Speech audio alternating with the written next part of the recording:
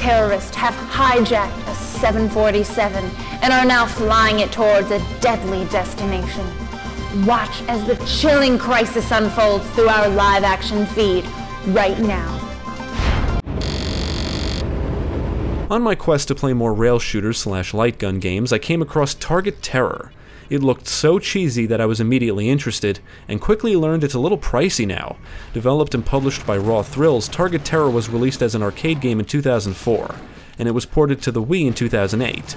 Raw Thrills was founded by Eugene Jarvis, the same guy who brought us Robotron, Defender, and Narc. Like Narc, Target Terror is an over-the-top violent game. The objective is to blow away mass amounts of terrorists who are attacking multiple locations around the United States.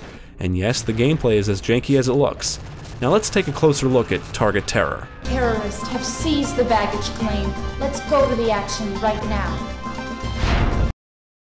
The plot is simple, as far as I can tell. Terrorists attack an airport, the Golden Gate Bridge, and a nuclear plant, and it's your job to stop them. Target Terror is a light gun game, so all you have to do is aim and shoot. The game plays out in stages or scenes, with a news reporter covering each one. Target Terror is presented in a digitized style, making the whole experience feel cheesy and ridiculous.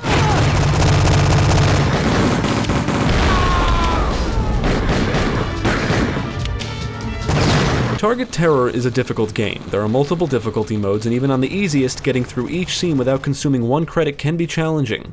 Terrorists appear on the screen and you want to shoot them before they shoot you. You shoot off screen or shake the Wii remote to reload.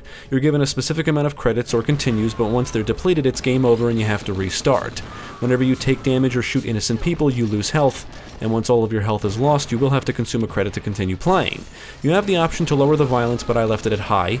And you can enable Justice Mode, which allows the player to dual-wield guns or Wii remotes. During my Justice Mode run, my friend offered to help me out, which is good, because my coordination sucks, which I learned while playing Dino Strike in dual-wield mode. So the clips you see of Justice Mode is actually 2 players.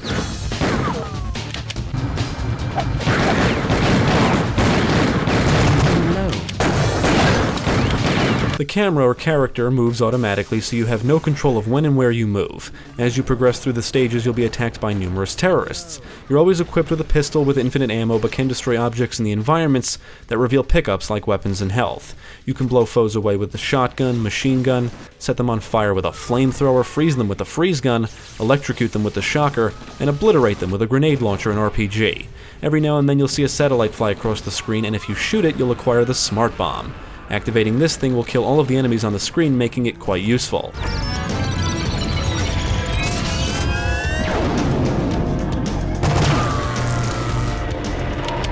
Like many arcade games, you not only want to beat the game, but also try for a high score. Killing enemies rewards you with points, and you can earn medals for meeting certain requirements. There is a minigame mode, but the minigames need to be unlocked by playing through the main game and destroying various parts of the environments.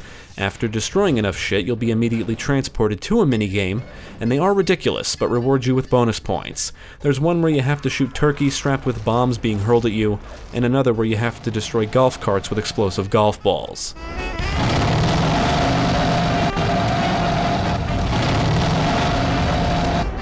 Target Terror is a quarter muncher, which is evident from the moment you start playing. You're always going to be outnumbered, and you'll need to have quick reaction times and good aim. Furthermore, you'll want to acquire as many weapon pickups as possible because they can be a big help. Enemies will come from everywhere. They'll pop up from behind objects, shoot you from a distance, rappel down ropes, and in one stage, some of them arrive in vehicles. They'll shoot at you, fire rockets, lob explosives, and throw knives.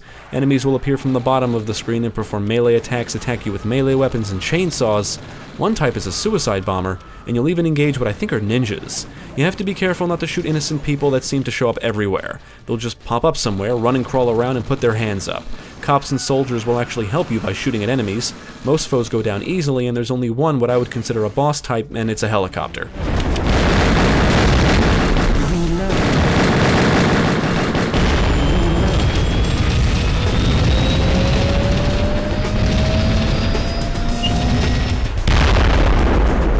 The game takes you to a decent variety of areas within each location and scene. You'll engage enemies in a baggage claim, on a plane, in a bathroom, and you'll even get to engage foes while riding in a vehicle.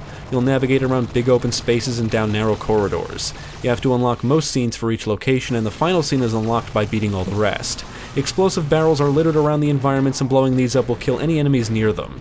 If you want to master the game, you will need to memorize the scenes and know where enemies and friendlies are going to be, and what enemies to target first.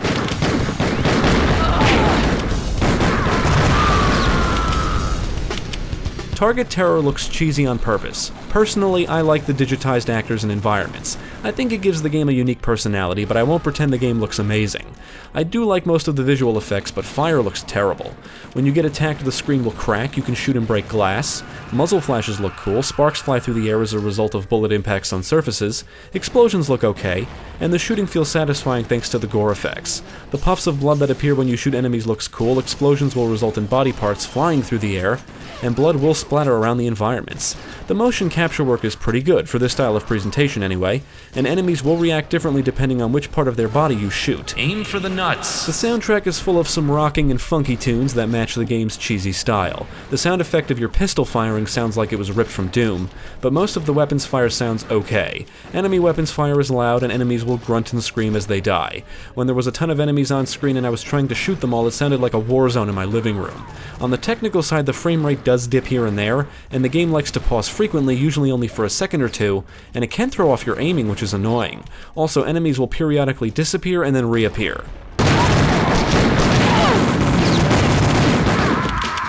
Despite the game's issues, I had a good time with Target Terror. It's violent, over the top, and absurd. The replay value comes from chasing high scores, multiple difficulty modes, and unlockable minigames. I've never played the actual arcade game, so I don't know how it compares to the Wii port, but this port is certainly a little rough.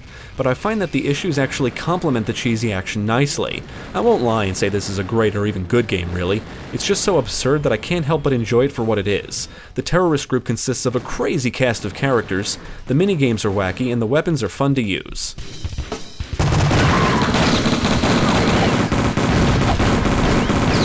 I would only recommend Target Terror to those who really enjoy the genre, or if you can find it for really cheap, which may not be easy. I found a copy complete in box on eBay for $40, but I've seen copies hovering around $80.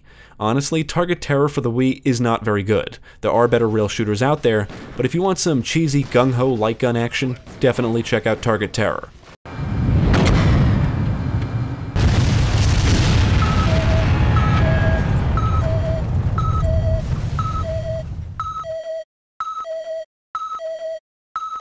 Thank you for watching. If you enjoyed this video, check out the rest of our channel, follow us at the links below, and you can also support us on Patreon.